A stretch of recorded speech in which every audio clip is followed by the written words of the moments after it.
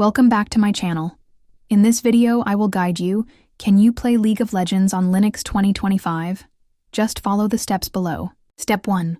Install Linux OS. Make sure you're running a modern Linux distribution like Ubuntu, Fedora, or Mint. Step 2. Install Wine or Lutris. Download and install Wine or Lutris, which lets you run Windows-based games on Linux. Step 3.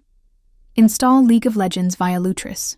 Open Lutris, search for League of Legends, and install it using the provided script. Step 4. Set up dependencies. Ensure DXVK, Vulkan, and Wine dependencies are installed for smooth gameplay. Step 5. Log in to Riot Games. Launch the game, log into your Riot Games account, and update the client. Step 6. Adjust settings. Lower graphics if needed to avoid performance drops.